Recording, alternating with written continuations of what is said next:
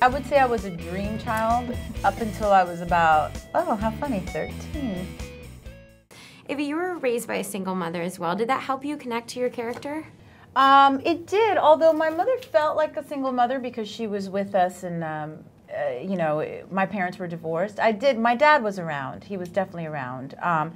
He was just, you know, busy working and doing all that stuff. But yeah, at times it felt like I was raised by a single mother, absolutely.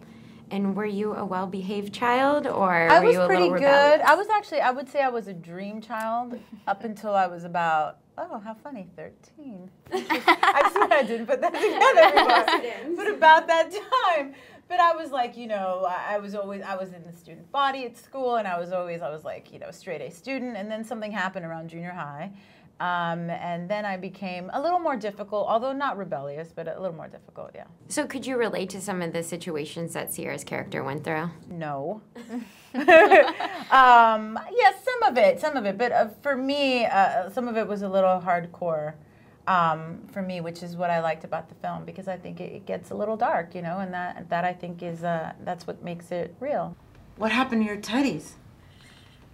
I decapitated them. Grow up.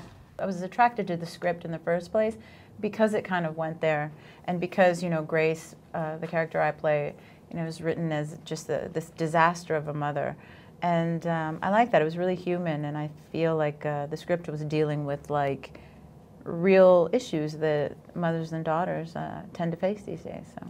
And Cierra, could you relate to any of the issues that your character went through? You're a young adult growing up in the spotlight. I am, but you know, I have a great relationship with my parents, so I've never had to go to the extreme.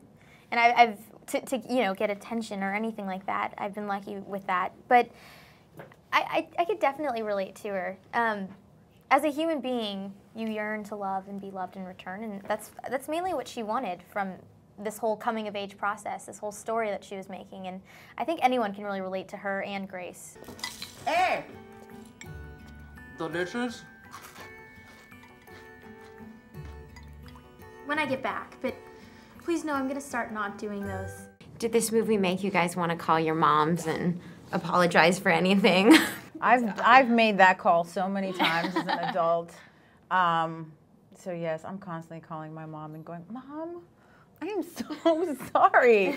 So yeah, definitely. And this comes out Mother's Day weekend. Do you plan on taking your moms to see it? I do. I'm sending my mom and my sisters to go. I'm gonna sleep in a little bit. I'm like, you guys go, and then I've seen it, so you guys go, and then we're meeting up at my house for lunch. Oh. That's my plan. So they're all gonna go. My whole family's gonna go see it on Mother's Day weekend. That's cute. Yeah. What is the most important thing your mom's ever taught you, both of you?